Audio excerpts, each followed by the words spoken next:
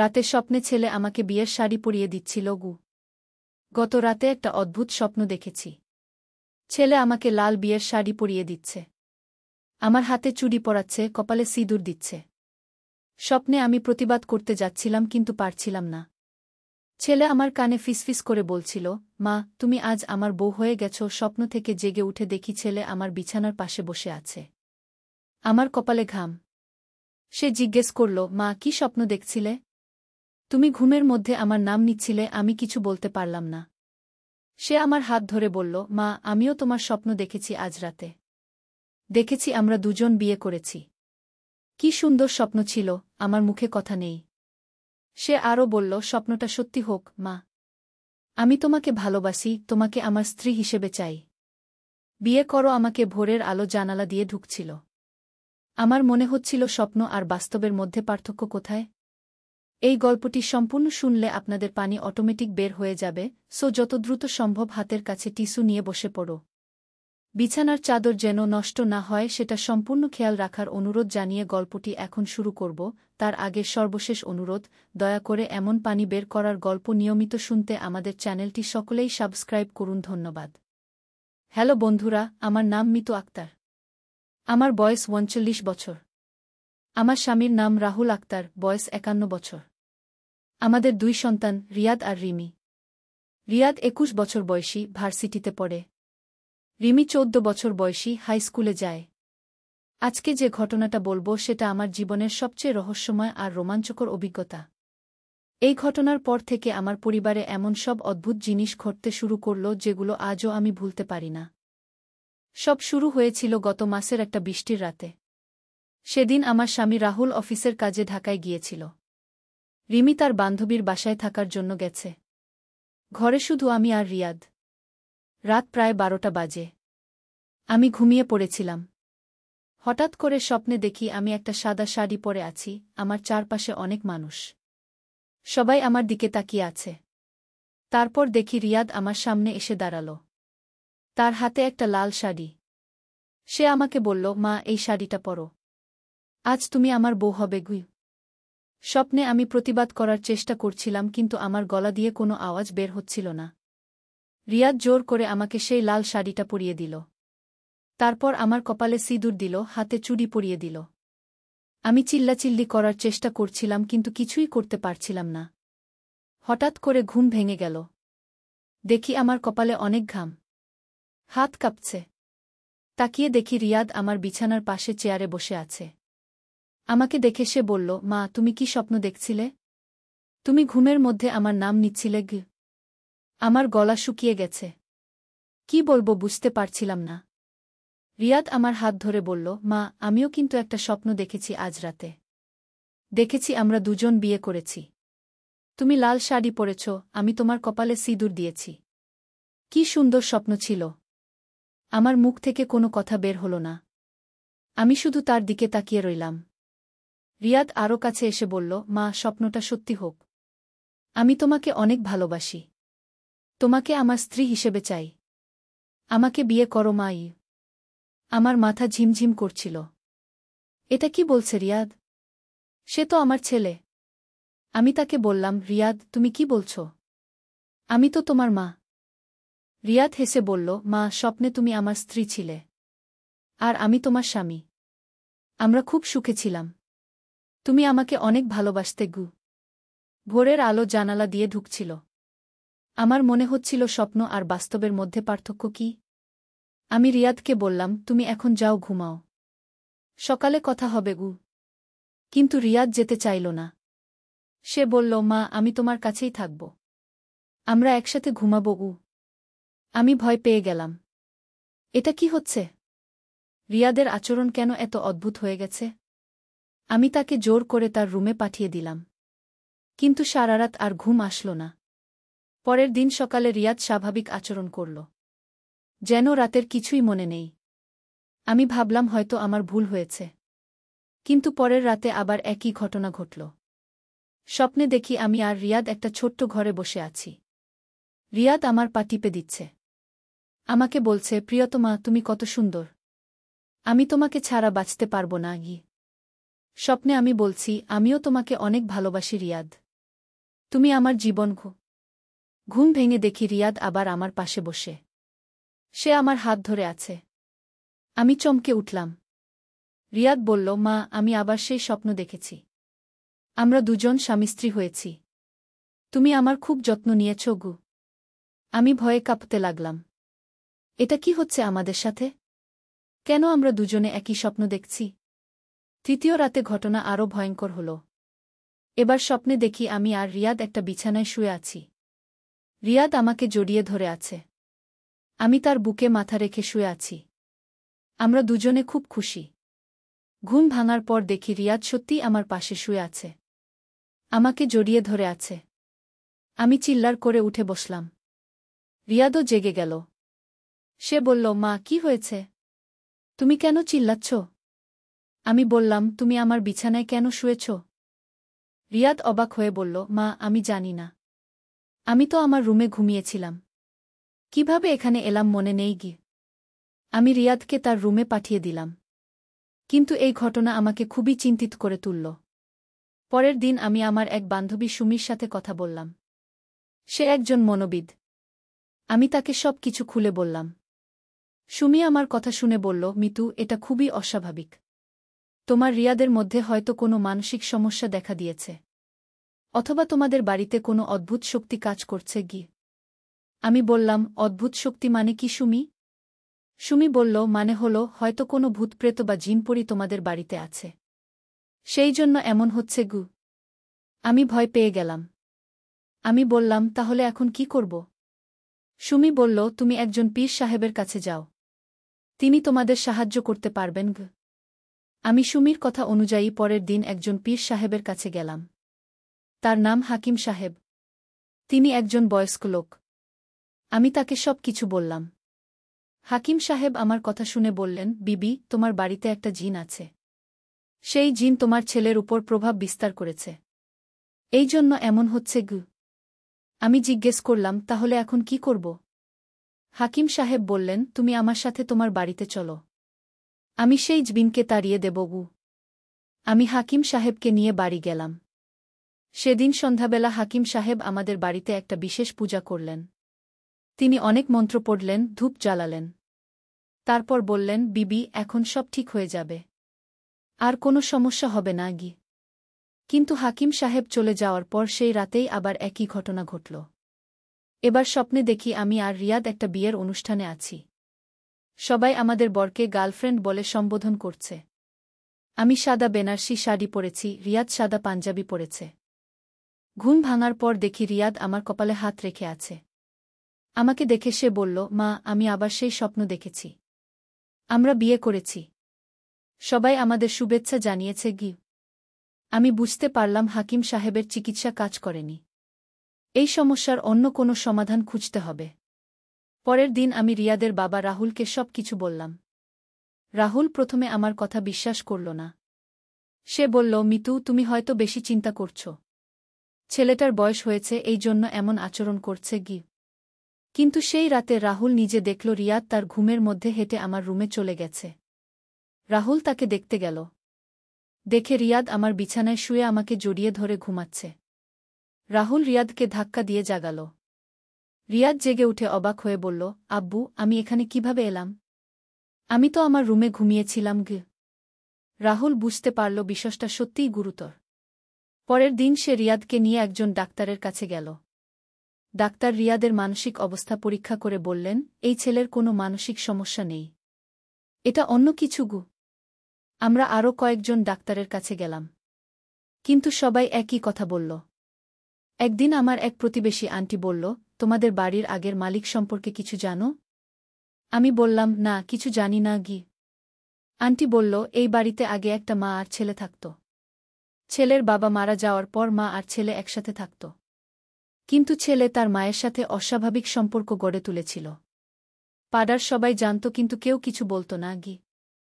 আমি চমকে উঠলাম।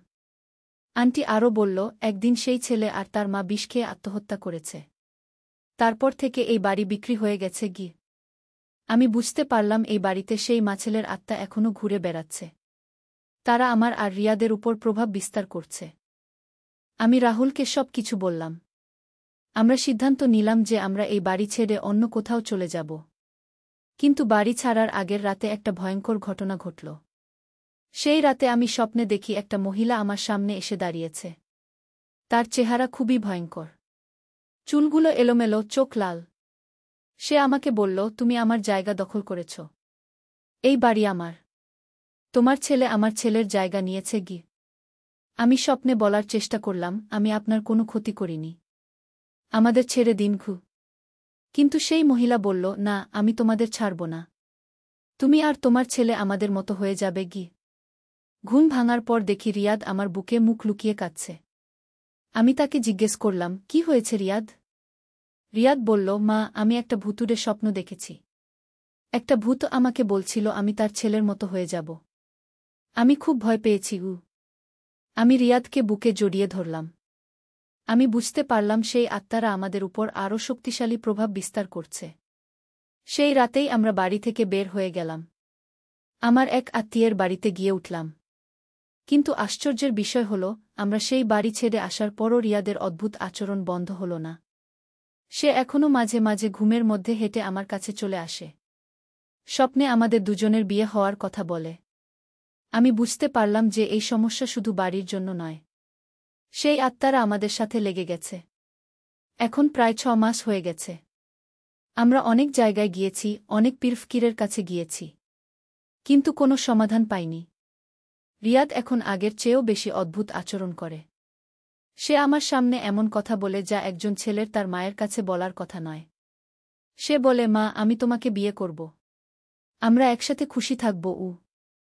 আমি তাকে বোঝানোর চেষ্টা করি, কিন্তু সে কিছুই শোনে না।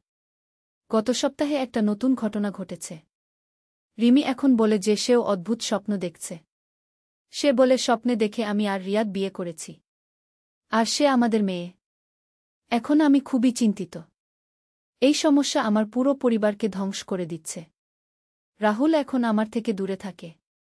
সে মনে করে আমি রিয়াদকে এমন করে তুলেছি। কিন্তু আমি জানি যে এটা আমার দোষ নয়। এটা সেই আত্মাদের কারণে হচ্ছে। আজ সকালে একটা নতুন ঘটনা ঘটেছে। আমি স্বপ্নে দেখলাম সেই ভুতুড়ে মহিলা আবার আমার সামনে এসেছে। এবার তার সাথে একটা ছেলেও ছিল। ছেলেটা রিয়াদের মতোই দেখতে। সেই মহিলা আমাকে বলল, তুমি যতই পালাতে চাও, আমরা তোমাদের ছাড়ব না। আমরা তোমাদের মাধ্যমে আমাদের অসম্পূর্ণ ভালোবাসা পূর্ণ করব। ঘুম ভেঙে উঠে দেখি রিয়াদ আমার রুমে ঢুকে এসেছে। তার হাতে এক গোছা গোলাপ ফুল। সে আমাকে ফুল দিয়ে বলল, মা, আজ আমি তোমাকে প্রপোজ করছি। তুমি আমার প্রেমিকা হবে। আমি ভয়ে চিল্লার করে উঠলাম। রাহুল দৌড়ে এসে দেখল রিয়াদ আমার সামনে হাঁটু গেড়ে বসে আছে। তার হাতে ফুল। রাহুল রাগ করে রিয়াদকে চড় মেরে বলল, এটা কি করছিস তুই? এটা তোর মা। কিন্তু রিয়াদ হেসে বলল, আব্বু, আমি মাকে ভালোবাসি। আমি তাকে বিয়ে করব। রাহুল আর সহ্য করতে পারল না। সে রিয়াদকে বাড়ি থেকে বের করে দিল। এখন রিয়াদ আমাদের বাড়িতে নেই। কিন্তু মাঝে মাঝে সে আমাদের বাড়ির সামনে দাঁড়িয়ে থাকে। আমার দিকে তাকিয়ে থাকে। আমি জানালা দিয়ে তাকালে সে হাত নেড়ে সালাম দেয়। গত সপ্তাহে রিমি আমাকে বলল, মা, ভাইজা আমাকে বলেছে তুমি তার গার্লফ্রেন্ড। এটা কি সত্যি? আমি রিমিকে বোঝানোর চেষ্টা করলাম যে এগুলো সব ভুল। কিন্তু রিমি আমার কথা বিশ্বাস করল না। এখন আমার পরিবার ভেঙে গেছে। রাহুল আমার থেকে দূরে থাকে। রিমি আমাকে সন্দেহের চোখে দেখে। আর রিয়াদ পাগলের মতো আচরণ করছে। কিন্তু সবচেয়ে অদ্ভুত ব্যাপার হল, আমার মনের গভীরে কোথাও যেন মনে হয় রিয়াদের প্রতি আমার মায়ের ভালোবাসা ছাড়াও অন্য এক ধরনের অনুভূতি তৈরি হচ্ছে। এই অনুভূতিটা আমাকে খুব ভয় পায়। আমি বুঝতে পারি যে সেই আত্মারা আমার মনেও প্রভাব বিস্তার করছে। তারা আমাকেও তাদের মতো করে তুলতে চায়। গতকাল রাতে আমি স্বপ্নে দেখি আমি আর রিয়াদ একটা সমুদ্রের ধারে বেড়াতে গেছি। আমরা হাত ধরে হাঁটছি। রিয়াদ আমাকে বলছে, প্রিয়তমা, তুমি কত সুন্দর। আমি তোমাকে কত ভালোবাসি। স্বপ্নে আমিও তাকে বলছি, আমিও তোমাকে অনেক ভালোবাসি রিয়াদ। তুমি আমার সব। ঘুম ভেঙে আমি ভয়ে কাঁপতে লাগলাম। আমি বুঝতে পারলাম সেই আত্মারা আমার মনেও কাজ করছে। আজ সকালে আমি সিদ্ধান্ত নিয়েছি যে আমি এই শহর ছেড়ে চলে যাব। অন্য কোথাও গিয়ে নতুন জীবন শুরু করব। কিন্তু আমি জানি যে পালিয়ে গিয়ে কোনো লাভ নেই। সেই আত্মারা আমাদের সাথে লেগে আছে। তারা যতদিন না আমাদের দিয়ে তাদের কাজ সম্পন্ন করে ততদিন আমাদের ছাড়বে না। এখন আমি প্রতিদিন প্রার্থনা করি যেন আল্লাহ আমাদের এই বিপদ থেকে রক্ষা করেন। কিন্তু মনে হচ্ছে আমাদের পরীক্ষা এখনও শেষ হয়নি। গত রাতে রিয়াদ আমাদের বাড়িতে ফিরে এসেছে। সে রাহুলকে বলেছে, আব্বু, আমি মাকে ছাড়া বাঁচতে পারব না। আমি তার কাছে ফিরে আসতে চাই। রাহুল তাকে বলেছে, তুই স্বাভাবিক আচরণ করবি? রিয়াদ প্রতিজ্ঞা করেছে যে সে স্বাভাবিক আচরণ করবে। কিন্তু আমি জানি সে তার প্রতিজ্ঞা রাখতে পারবে না। সেই আত্মারা তাকে নিয়ন্ত্রণ করছে। আজ রাতে আবার কি ঘটবে আমি জানি না। কিন্তু আমি প্রস্তুত আছি। আমি যত শক্তি দিয়ে পারি সেই আত্মাদের বিরুদ্ধে লড়ব। আমি চাই আমার পরিবার আগের মতো স্বাভাবিক হয়ে উঠুক। রিয়াদ আগের মতো আমার ভালো ছেলে হয়ে উঠুক। কিন্তু এই স্বপ্ন পূরণ হবে কিনা আমি জানি না। এই ঘটনার পর থেকে আমি অনেক কিছু শিখেছি। আমি শিখেছি যে আমাদের চারপাশে এমন অনেক রহস্যময় শক্তি আছে যেগুলো আমাদের জীবনে প্রভাব ফেলতে পারে। আমি আরও শিখেছি যে পরিবারের বন্ধন কত গুরুত্বপূর্ণ। যখন এই সমস্যা শুরু হলো তখন আমাদের পরিবার একসাথে ছিল। কিন্তু এখন আমরা বিচ্ছিন্ন হয়ে গেছি। আমি চাই এই গল্প শুনে যারা আছেন তারা তাদের পরিবারকে আরও বেশি ভালোবাসুন।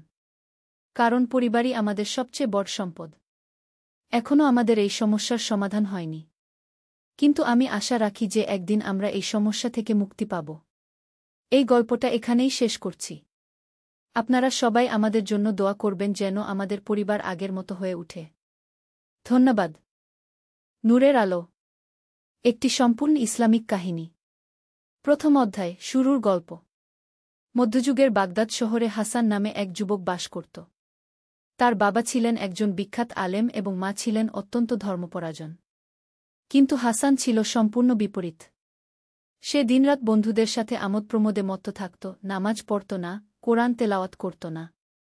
হাসানের বাবা আবদুল্লাহ ছিলেন বাগদাদের একজন প্রসিদ্ধ ইমাম। প্রতিদিন সকালে ফজরের নামাজের পর তিনি তার ছেলের জন্য দোয়া করতেন। তার চোখে অশ্রু গড়িয়ে পড়ত যখন তিনি দেখতেন হাসান রাতের পর রাত বাড়ি ফিরছে না। হে আল্লাহ, আমার ছেলেকে হেদায়েত দান করুন, তিনি প্রতিদিন কাঁদতে কাঁদতে দোয়া করতেন। হাসানের মা আমিনা প্রতি রাতে তাহাজ্জুদের নামাজে দাঁড়িয়ে তার ছেলের জন্য দোয়া করতেন। তার হৃদয় ভেঙে যেত যখন দেখতেন হাসান মসজিদে আসে না, বরং খারাপ সঙ্গীদের সাথে সময় কাটায়। দ্বিতীয় অধ্যায়, পথভ্রষ্টতার চরম। হাসান দিন দিন আরও খারাপের দিকে যাচ্ছিল। সে জুয়া খেলা শুরু করেছিল, মদ্যপান করত এবং চুরি ডাকাতিতেও লিপ্ত হয়েছিল। তার বন্ধুরা ছিল একদল দুর্বৃত্ত যারা তাকে আরও পাপের পথে টেনে নিয়ে যাচ্ছিল। একদিন হাসান এবং তার বন্ধুরা একটি বড় ডাকাতির পরিকল্পনা করল। তারা শহরের সবচেয়ে ধনী ব্যবসায়ী আবু ইউসুফের বাড়িতে ডাকাতি করার সিদ্ধান্ত নিল। আবু ইউসুফ ছিলেন একজন অত্যন্ত ধর্মপরায়ণ ব্যক্তি যিনি তার সম্পদের একটি বড় অংশ গরিব দুঃখীদের মধ্যে দান করতেন। পরিকল্পনা অনুযায়ী তারা রাতের অন্ধকারে আবু ইউসুফের বাড়িতে প্রবেশ করল। কিন্তু সেখানে গিয়ে হাসান একটি দৃশ্য দেখল যা তার জীবনটাই বদলে দিল। তৃতীয় অধ্যায়, প্রথম আলোর ঝলক। আবু ইউসুফের বাড়িতে ঢুকে হাসান দেখল বৃদ্ধ আবু ইউসুফ তাহাজ্জুদের নামাজে দাঁড়িয়ে আছেন। তিনি কান্নায় ভেঙে পড়ে আল্লাহর কাছে দোয়া করছিলেন। হে আল্লাহ, আমাদের শহরের যুবকরা পথভ্রষ্ট হয়ে যাচ্ছে। তাদেরকে সঠিক পথ দেখান। বিশেষ করে ইমাম আবদুল্লাহর ছেলে হাসানের জন্য দোয়া করি। তার বাবা মা কতই না কষ্ট পাচ্ছেন। হে আল্লাহ, হাসানকে হেদায়েত দান করুন গো। এই কথা শুনে হাসানের হৃদয় কেঁপে উঠল। তার চোখে পানি এসে গেল। সে বুঝতে পারল যে এই মানুষটি, যাকে সে ডাকাতি করতে এসেছে, তার জন্যই দোয়া করছেন। হাসান চুপচাপ বাড়ি থেকে বেরিয়ে এল। তার বন্ধুরা জিজ্ঞেস করল কেন সে ডাকাতি করল না। হাসান কিছু বলল না, শুধু বলল, আজ আর পারছি না গি। সেই রাতে হাসান ঘুমাতে পারল না। বারবার তার কানে বাজছিল আবু ইউসুফের দোয়ার কথা। প্রথমবারের মতো তার অন্তরে অনুশোচনা জাগল। চতুর্থ অধ্যায়, পরিবর্তনের শুরু। পরদিন সকালে হাসান তার বাবার কাছে গেল। আবদুল্লাহ তখন কোরআন তেলাওয়াত করছিলেন। হাসানকে দেখে তিনি অবাক হলেন, কারণ এত সকালে হাসান কখনো ঘর থেকে বের হতো না। বাবা, হাসান কাঁদতে কাঁদতে বলল, আমি অনেক পাপ করেছি। আল্লাহ কি আমাকে ক্ষমা করবেন? আবদুল্লাহর চোখে খুশির অশ্রু এসে গেল। তিনি তার ছেলেকে বুকে জড়িয়ে ধরে বললেন, বেটা, আল্লাহ অত্যন্ত ক্ষমাশীল। তিনি বলেছেন, যে তওবা করে এবং সৎকর্ম করে, আল্লাহ তার পাপগুলোকে পুণ্যে পরিবর্তিত করে দেন। সেই দিন থেকে হাসানের জীবনে নতুন অধ্যায় শুরু হল। সে প্রতিদিন 5 ওয়াক্ত নামাজ পড়তে শুরু করল, কোরআন শেখা শুরু করল এবং তার পুরানো বন্ধুদের সাথে সম্পর্ক ছিন্ন করল। পঞ্চম অধ্যায়, জ্ঞান অর্জনের পথে। হাসান ইসলামিক শিক্ষা নিতে শুরু করল। তার বাবা তাকে বিভিন্ন আলেমদের কাছে পাঠাতে শুরু করলেন। হাসান হাদিস, ফিকহ, তাফসির সব বিষয়ে জ্ঞান অর্জন করতে লাগল। 3 বছর পর হাসান একজন ভাল আলেম হয়ে উঠল। কিন্তু তার মনে এক প্রশ্ন ঘুরপাক খাচ্ছিল, তার অতীতের পাপের জন্য সে কিভাবে কাফফারা দেবে। একদিন তার বাবা তাকে বললেন, বেটা, তোমার শেখার সময় শেষ। এখন সময় এসেছে মানুষের কাজে আসার। আমি চাই তুমি শহরের গরিব মানুষদের সেবা করগু। হাসান তার বাবার কথা মেনে নিল। সে গরিব এলাকায় গিয়ে একটি ছোট মাদ্রাসা ও এতিমখানা প্রতিষ্ঠা করল। সেখানে সে গরিব শিশুদের বিনামূল্যে শিক্ষা দিতে শুরু করল। ষষ্ঠ অধ্যায়, সেবার মধ্যে শান্তি। হাসানের মাদ্রাসায় দিন দিন ছাত্রের সংখ্যা বাড়তে থাকল। সে শুধু দ্বীনি শিক্ষা নয়, দুনিয়াবি শিক্ষাও দিত। তার উদ্দেশ্য ছিল এমন মুসলমান তৈরি করা যারা দিন ও দুনিয়া দুটোতেই সফল হবে। এতিমখানায় তিনি 500টি এতিম শিশুর দেখাশোনা করতেন। তাদের খাওয়া, পড়া, চিকিৎসা সবকিছুর ব্যবস্থা করতেন। রাতে তিনি তাদের ঘুম পাড়ানোর জন্য ইসলামিক গল্প বলতেন। একদিন এক ছোট্ট এতিম বাচ্চা তাকে জিজ্ঞেস করল, চাচা, আপনি কেন আমাদের এত সেবা করেন? আমাদের তো কোনো আত্মীয় নেই গু। হাসানের চোখে পানি এসে গেল। তিনি বাচ্চাটিকে কোলে নিয়ে বললেন, তোমরা সবাই আমার সন্তানের মতো। আল্লাহ তায়ালা বলেছেন, যে এতিমদের সেবা করবে সে জান্নাতে আমার সাথে থাকবে গু। সপ্তম অধ্যায়, বিপদের মোকাবেলা। হাসানের ভালো কাজ দেখে কিছু লোক হিংসা করতে শুরু করল। তারা শহরের কর্তৃপক্ষের কাছে মিথ্যা অভিযোগ করল যে হাসান রাজনৈতিক ষড়যন্ত্র করছে। একদিন রাতে সরকারি সৈন্যরা এসে হাসানকে গ্রেফতার করল। তাকে কারাগারে রাখা হল। কারাগারে বসে হাসান আল্লাহর কাছে দোয়া করতে লাগল। হে আল্লাহ, যদি এই বিপদ আমার কোনো ভুলের কারণে হয়ে থাকে তাহলে আমাকে ক্ষমা করুন। আর যদি এটা আমার পরীক্ষা হয় তাহলে আমাকে ধৈর্য দান করুন। কারাগারে অন্য বন্দীরা তার কাছে ইসলাম সম্পর্কে জানতে চাইত। হাসান তাদের কোরআনের আয়াত শেখাতেন, হাদিস বলতেন। ধীরে ধীরে অনেক বন্দী তওবা করে সৎপথে ফিরে এল। অষ্টম অধ্যায়, সত্যের জয়। 3 মাস পর সত্য প্রকাশ পেল। যারা হাসানের বিরুদ্ধে মিথ্যা অভিযোগ করেছিল তাদের আসল উদ্দেশ্য ফাঁস হয়ে গেল। তারা চেয়েছিল হাসানের জমিজমা দখল করতে। হাসান কারাগার থেকে মুক্তি পেল। সাথে সাথে অনেক বন্দীও তার সাথে বেরিয়ে এল যারা কারাগারেই তওবা করে মুসলমান হয়েছিল। শহরবাসী হাসানকে বীরের মতো সংবর্ধনা দিল। কিন্তু হাসান বলল, এই সব প্রশংসা আল্লাহর। আমি তো কেবল তার একজন বান্দাগু। হাসান আবার তার এতিমখানা ও মাদ্রাসার কাজে মনোযোগ দিল। এবার তার সাথে যুক্ত হল কারাগার থেকে আসা সেই তবাকারী লোকেরা। নবম অধ্যায়, হজের সফর। 4 বছর বয়সে হাসান হজ করার সিদ্ধান্ত নিল। তিনি তার এতিমখানা ও মাদ্রাসার দায়িত্ব তার ছাত্রদের হাতে দিয়ে পবিত্র মক্কার উদ্দেশ্যে রওনা হলেন। মক্কায় পৌঁছে কাবা শরীফ দেখার পর হাসানের অবস্থা হল অন্যরকম। তিনি কাঁদতে কাঁদতে তোয়াফ করলেন। প্রতিটি চক্করে তিনি আল্লাহর কাছে নিজের, তার পরিবারের এবং সারা বিশ্বের মুসলমানদের জন্য দোয়া করলেন। সাফা মারওয়ার মাঝখানে তিনি দোয়া করলেন, হে আল্লাহ, আমি একদিন পাপী ছিলাম। আপনি আমাকে ক্ষমা করেছেন, সঠিক পথ দেখিয়েছেন। এখন আমার মৃত্যুর আগ পর্যন্ত যেন আপনার পথেই থাকতে পারি গে। আরাফাতের ময়দানে দাঁড়িয়ে তিনি সারা বিশ্বের জন্য দোয়া করলেন। তিনি দেখতে পেলেন লাখো মুসলমান একসাথে আল্লাহর কাছে কান্নাকাটি করছে। এই দৃশ্য দেখে তার হৃদয় আল্লাহর ভালোবাসায় ভরে গেল। দশম অধ্যায়, ফেরার পথে নতুন পরিকল্পনা। হজ শেষে মদিনায় গিয়ে হাসান রাসূল শাহ এর রওজা জিয়ারত করলেন। সেখানে দাঁড়িয়ে তিনি অনুভব করলেন যেন রাসূল শাহ তার সাথে কথা বলছেন। তিনি মনে মনে প্রতিজ্ঞা করলেন যে ফিরে গিয়ে আরও বেশি মানুষের সেবা করবেন। শুধু তার শহরে নয়, আশেপাশের গ্রামগুলোতেও শিক্ষার আলো ছড়িয়ে দেবেন। হজ থেকে ফেরার পথে তিনি বিভিন্ন শহরে থেমে সেখানকার আলেম ও দায়ীদের সাথে মিলিত হলেন। তিনি বুঝতে পারলেন যে ইসলামিক শিক্ষা ছড়ানোর জন্য একটি বড় নেটওয়ার্ক দরকার। একাদশ অধ্যায়, স্বদেশে প্রত্যাবর্তন ও নতুন উদ্যোগ। বাগদাদে ফিরে এসে হাসান দেখলেন তার এতিমখানা ও মাদ্রাসা আরও বড় হয়েছে। তার ছাত্ররা চমৎকারভাবে সব কিছু পরিচালনা করেছে। তিনি এবার একটি বড় পরিকল্পনা নিলেন। তিনি ঠিক করলেন যে শুধু একটি মাদ্রাসা নয়, একটি পূর্ণাঙ্গ ইসলামিক বিশ্ববিদ্যালয় প্রতিষ্ঠা করবেন। সেখানে ইসলামিক শিক্ষার পাশাপাশি গণিত, চিকিৎসাশাস্ত্র, জ্যোতির্বিদ্যা, দর্শন সব বিষয় পড়ানো হবে। এই পরিকল্পনা বাস্তবায়নের জন্য তিনি শহরের ধনী ব্যবসায়ীদের কাছে গেলেন। আবু ইউসুফ, যার বাড়িতে একদিন সে ডাকাতি করতে গিয়েছিল, তিনিই সবার আগে এগিয়ে এলেন। হাসান, আবু ইউসুফ বললেন, আল্লাহ আমার দোয়া কবুল করেছেন। তুমি এখন আমাদের গর্ব। এই বিশ্ববিদ্যালয়ের জন্য আমার সম্পদের অর্ধেক দান করলাম। দ্বাদশ অধ্যায়, বিশ্ববিদ্যালয়ের প্রতিষ্ঠা। 2 বছর পরিশ্রমের পর দারুল হিকমাহ নামে একটি বিশ্ববিদ্যালয় প্রতিষ্ঠিত হল। এখানে বিশ্বের বিভিন্ন প্রান্ত থেকে ছাত্ররা পড়তে আসত। গ্রিক, ফার্সি, হিন্দি, আরবি সব ভাষার বই এই বিশ্ববিদ্যালয়ের লাইব্রেরিতে সংগ্রহ করা হল। হাসান নিজে এই বিশ্ববিদ্যালয়ের প্রিন্সিপাল হলেন। তিনি এমন একটি শিক্ষা ব্যবস্থা চালু করলেন যেখানে ছাত্ররা জ্ঞান অর্জনের পাশাপাশি চরিত্র গঠনেও মনোযোগ দিত। প্রতিদিন ফজরের পর তিনি ছাত্রদের কোরআন তেলাওয়াত শেখাতেন। দুপুরে হাদিস ও ফিকহের ক্লাস নিতেন। বিকেলে বিজ্ঞান ও দর্শনের আলোচনা হতো। রাতে তিনি ছাত্রদের সাথে বসে জীবনের বিভিন্ন সমস্যার সমাধান নিয়ে আলোচনা করতেন। ত্রয়োদশ অধ্যায়, বিয়ে ও পারিবারিক জীবন। 4-5 বছর বয়সে হাসানের বাবা-মা তাকে বিয়ের জন্য চাপ দিলেন। হাসান বললেন, আমার কাজই হল আমার সংসার। এতিম বাচ্চারা আমার সন্তান। কিন্তু তার বাবা বললেন, বেটা, রাসূল শাহ বলেছেন, বিবাহ আমার সুন্নত। তুমি বিয়ে কর, তাহলে তোমার জীবন আরও সুন্দর হবে। হাসান তার বাবার কথা মেনে নিলেন। তিনি ফাতেমা নামে এক ধার্মিক মেয়েকে বিয়ে করলেন। ফাতেমাও ছিল অত্যন্ত পড়াশোনা জানা এবং সমাজসেবায় আগ্রহী। বিয়ের পর ফাতেমা হাসানের কাজে অংশীদার হয়ে গেল।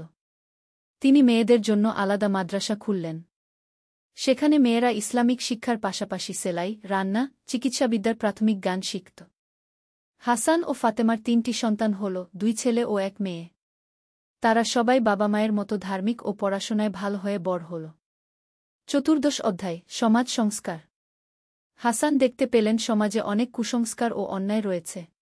কিছু মানুষ ইসলামের নামে ভুল কাজ করছে। তিনি এগুলোর বিরুদ্ধে সোচ্চার হলেন। তিনি প্রতি জুমবারে মসজিদে এমন খুতবা দিতেন যাতে মানুষ সঠিক ইসলাম বুঝতে পারে। তিনি বলতেন, ইসলাম এসেছে মানুষকে শান্তি দিতে, কষ্ট দিতে নয়। ইসলাম নারী পুরুষ সবাইকে সমান মর্যাদা দিয়েছে। ইসলাম সব ধর্মের মানুষের সাথে সুন্দর ব্যবহারের কথা বলেছে। তার এই খুতবা শুনে অনেক মানুষের চিন্তাভাবনা পরিবর্তন হতে লাগল। সমাজে অশান্তি কমে এল, মানুষে মানুষে ভালোবাসা বাড়ল। পঞ্চদশ অধ্যায়, আন্তর্জাতিক খ্যাতি।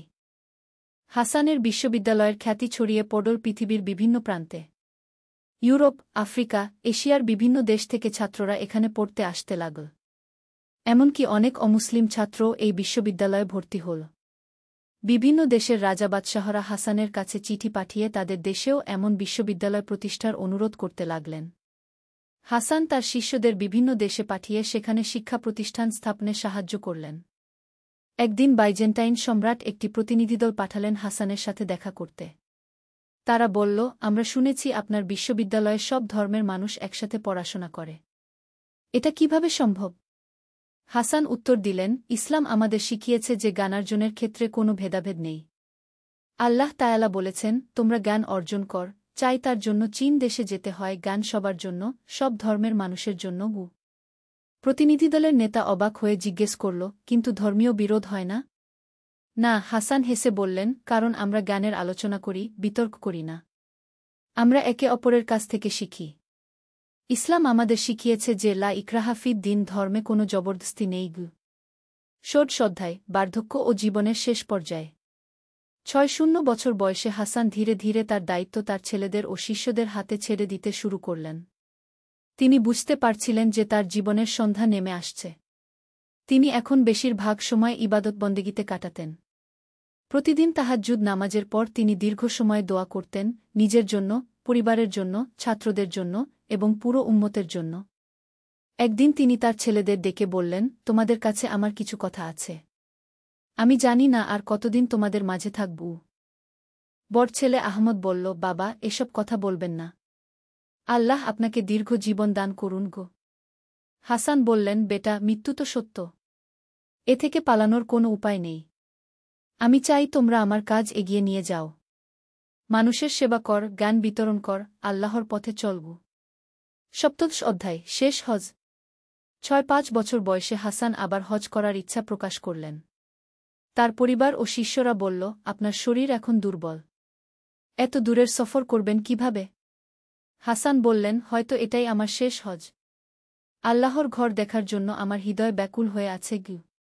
তিনি তার ছোট ছেলে উমরকে সাথে নিয়ে হজের উদ্দেশ্যে রওনা হলেন। এবারের হজ ছিল আগের চেয়ে অনেক ভিন্ন। তিনি প্রতিটি ইবাদত অত্যন্ত ধীরস্থিরভাবে করলেন, যেন প্রতিটি মুহূর্ত উপভোগ করছেন। কাবা শরীফের সামনে দাঁড়িয়ে তিনি দীর্ঘক্ষণ কাঁদলেন। তিনি বললেন, হে আল্লাহ, আমার জীবনের সব পাপের জন্য ক্ষমা চাই। আমার করা ভালো কাজগুলো কবুল করুন। আমার পরিবার, শিষ্য ও উম্মতের হেফাজত করুন গো। আরাফাতের ময়দানে তিনি সারা দিন দোয়া করে কাটালেন। সূর্যাস্তের সময় তিনি অনুভব করলেন যেন আল্লাহ তার দোয়া কবুল করে নিয়েছেন। অষ্টাদশ অধ্যায়, স্বদেশে প্রত্যাবর্তন ও শেষ দিনগুলো। হজ থেকে ফিরে এসে হাসান দেখলেন তার প্রতিষ্ঠানগুলো আরও উন্নতি করেছে। নতুন নতুন শাখা খোলা হয়েছে। হাজার হাজার ছাত্রছাত্রী পড়াশোনা করছে। তিনি তার জীবনের শেষ বছরটা কাটালেন মানুষদের উপদেশ দিয়ে। প্রতিদিন বিকেলে তিনি মসজিদে বসতেন। মানুষরা এসে তাদের বিভিন্ন সমস্যার কথা বলত। তিনি কোরআন ও হাদিসের আলোকে তাদের সমাধান দিতেন। একদিন এক যুবক এসে বলল, হুজুর, আমি অনেক পাপ করেছি। আল্লাহ কি আমাকে ক্ষমা করবেন? হাসান তার নিজের জীবনের কথা মনে করে বললেন, বেটা, আল্লাহর রহমত অসীম। তুমি সত্যিকারের তওবা কর, আল্লাহ তোমাকে অবশ্যই ক্ষমা করবেন। আমি নিজেই এর জীবন্ত প্রমাণ গু। ১৯তম অধ্যায়, জীবনাবসান। ৬-৮ বছর বয়সে একদিন ফজরের নামাজের পর হাসান অসুস্থ হয়ে পড়লেন। ডাক্তাররা এসে বললেন, তার শরীর এখন খুবই দুর্বল। হয়তো বেশি দিন নেই গি। হাসান তার পরিবার ও নিকটজনদের ডেকে বললেন, আমার সময় শেষ হয়ে আসছে। তোমরা আমার জন্য দুঃখ করো না। আমি আল্লাহর কাছে যাচ্ছি। এটা খুশির ব্যাপার। তিনি তার স্ত্রী ফাতেমাকে বললেন, আমার পর তুমি এতিমখানার দেখাশোনা করবে। মেয়েদের শিক্ষার ব্যাপারে নজর রাখবে গু। ছেলেদের বললেন, তোমরা সবসময় ন্যায়ের পথে থাকবে। মানুষের সেবা করবে। জ্ঞানের আলো ছড়িয়ে দেবে গু। শিষ্যদের বললেন, তোমরা আমার কাজ চালিয়ে যাবে। ইসলামের সত্যিকারের বাণী মানুষের কাছে পৌঁছে দেবে গি। ২০তম অধ্যায়, মৃত্যু ও পরবর্তী প্রভাব। একটি জুমবারের দিন ফজরের নামাজের পর হাসান শেষবারের মতো কালেমা পড়ে আল্লাহর ডাকে সাড়া দিলেন। তার মুখে ছিল শান্তির হাসি। তার মৃত্যুর খবর পেয়ে সারা শহর থেকে হাজার হাজার মানুষ এল। গরিবধনী, মুসলিম ও মুসলিম সবাই তার জানাজায় অংশগ্রহণ করল। তার এক পুরানো ছাত্র বলল, আমাদের উস্তাদ শুধু একজন শিক্ষক ছিলেন না, তিনি ছিলেন একজন জীবন্ত কোরআন। তার জীবন দেখে আমরা বুঝতাম ইসলাম কী গু। আবু ইউসুফ, যিনি এখন অনেক বৃদ্ধ, কাঁদতে কাঁদতে বললেন, আল্লাহ আমার দোয়া কবুল করেছিলেন। হাসান সত্যিই একজন আদর্শ মুসলমান হয়েছিল গু। ২১তম অধ্যায়, উত্তরাধিকার। হাসানের মৃত্যুর পর তার প্রতিষ্ঠানগুলো তার ছেলেরা ও শিষ্যরা চালিয়ে নিয়ে গেল। তার স্ত্রী ফাতেমা মেয়েদের শিক্ষার ক্ষেত্রে অগ্রণী ভূমিকা পালন করলেন। হাসানের বড় ছেলে আহমদ বিশ্ববিদ্যালয়ের পরিচালক হলেন। তিনি তার বাবার মতোই জ্ঞান ও সেবার মাধ্যমে মানুষের হৃদয় জয় করলেন। মেজ ছেলে উমর এতিমখানার দায়িত্ব নিলেন। তিনি এতিম শিশুদের শুধু লেখাপড়া নয়, বিভিন্ন কারিগরি বিদ্যাও শেখাতেন যাতে তারা ভবিষ্যতে স্বাবলম্বী হতে পারে। মেয়ে আয়েশা মায়ের সাথে মিলে নারী শিক্ষার ক্ষেত্রে কাজ করলেন। তিনি বিশ্বাস করতেন যে একজন শিক্ষিত নারী একটি পুরো পরিবার ও সমাজকে আলোকিত করতে পারে। ২২তম অধ্যায়, দীর্ঘমেয়াদী প্রভাব। হাসানের মৃত্যুর ৫-০ বছর পর তার প্রতিষ্ঠিত বিশ্ববিদ্যালয় হয়ে উঠল বিশ্বের অন্যতম শ্রেষ্ঠ শিক্ষাকেন্দ্র। এখানকার গবেষকরা চিকিৎসা, জ্যোতির্বিদ্যা, গণিত, দর্শনে অনেক নতুন আবিষ্কার করলেন। তার এতিমখানা থেকে বেরিয়ে আসা অনেকে পরবর্তীতে বিখ্যাত আলেম, ডাক্তার, প্রকৌশলী, শিক্ষক হয়েছিল। তারা বিশ্বের বিভিন্ন প্রান্তে গিয়ে হাসানের আদর্শ ছড়িয়ে দিল। একদিন এক ইউরোপীয় পর্যটক এই বিশ্ববিদ্যালয় দেখতে এসে অবাক হয়ে বলল, আমি শুনেছিলাম মুসলমানরা অন্ধকারাচ্ছন্ন। কিন্তু এখানে তো জ্ঞানের আলো, সব কিছু উজ্জ্বল। বিশ্ববিদ্যালয়ের এক অধ্যাপক তাকে হাসানের জীবনী শোনালেন। শুনে সেই পর্যটক বলল, এমন মানুষ যে ধর্মে জন্ম নেয় সে ধর্ম অবশ্যই মহান গু। ২৩তম অধ্যায়, আজকের দিনে প্রাসঙ্গিকতা। হাসানের কাহিনী শুধু একটি গল্প নয়, এটি আমাদের সবার জন্য শিক্ষার বিষয়। তার জীবন থেকে আমরা শিখতে পারি তবার শক্তি, যত বড় পাপী হোক, আল্লাহর কাছে সত্যিকারের তবা করলে তিনি ক্ষমা করেন। জ্ঞানের গুরুত্ব। ইসলাম জ্ঞানকে সর্বোচ্চ গুরুত্ব দিয়েছে। জ্ঞান অর্জন প্রত্যেক মুসলমানের উপর ফরজ। সেবার মাহাত্ম্য। নিজের সুখ-স্বাচ্ছন্দ্যের চেয়ে মানুষের সেবা বড়। এতিম, গরিব, অসহায়দের সেবা করা আল্লাহর নৈকট্য লাভের উপায়। ধৈর্যের ফল। জীবনে বিপদাপদ আসবে, কিন্তু ধৈর্য ধরে আল্লাহর উপর ভরসা রাখলে সব সমস্যার সমাধান হয়। পরিবর্তনের সম্ভাবনা। কেউই জন্মসূত্রে খারাপ নয়। সঠিক পরিবেশ ও শিক্ষা পেলে যে কেউ ভালো মানুষ হতে পারে। ৪৪তম অধ্যায়। আমাদের জন্য বার্তা। আজকের যুগে আমাদের চারপাশে অনেক হাসান ও আছে যারা পথ হারিয়ে ফেলেছে। তাদের তিরস্কার করা বা এড়িয়ে চলা সমাধান নয়। বরং হাসানের বাবা মা আর আবু ইউসুফের মতো তাদের জন্য দোয়া করতে হবে, ভালোবাসা দিতে হবে। আমাদের সমাজে শিক্ষার অভাব, দারিদ্র্য, অন্যায় অবিচার আছে। হাসানের মতো আমাদেরও এগিয়ে আসতে হবে। প্রত্যেকে যার যার অবস্থান থেকে সমাজের কল্যাণে কাজ করতে হবে। হাসান দেখিয়েছেন যে একজন মানুষের পরিবর্তন কিভাবে পুরো সমাজের পরিবর্তন আনতে পারে। একটি ভালো কাজ, একটি ভালো সিদ্ধান্ত, একটি ভালো প্রতিষ্ঠান, এগুলো শতাব্দী ধরে মানুষের উপকার করে যেতে পারে। উপসংহার। চিরন্তন বার্তা। হাসানের গল্প শেষ হলেও তার বার্তা আজও প্রাসঙ্গিক। ইসলাম শুধু একটি ধর্ম নয়, এটি জীবনযাপনের পূর্ণাঙ্গ পদ্ধতি। এটি মানুষকে শেখায় কিভাবে নিজেকে গড়ে তুলতে হয়, কিভাবে পরিবার ও সমাজের সাথে সুন্দর সম্পর্ক রাখতে হয়, কিভাবে জ্ঞান অর্জন ও বিতরণ করতে হয়। হাসানের জীবন আমাদের বলে যে ভুল করা মানুষের স্বভাব, কিন্তু ভুল থেকে শিক্ষা নিয়ে সঠিক পথে ফেরা মানুষের বিশেষত্ব। আল্লাহ তায়ালা আমাদের সবাইকে হাসানের মতো জীবন যাপনের তৌফিক দান করুন। আল্লাহুম্মা আমিন। শেষ কথা। এই গল্পটি কাল্পনিক হলেও এর শিক্ষা ও বার্তা বাস্তব। ইসলামের সত্যিকারের আদর্শ এখানে তুলে ধরার চেষ্টা করা হয়েছে। আল্লাহ তায়ালা আমাদের সবাইকে এই আদর্শের অনুসারী হওয়ার তৌফিক দান করুন।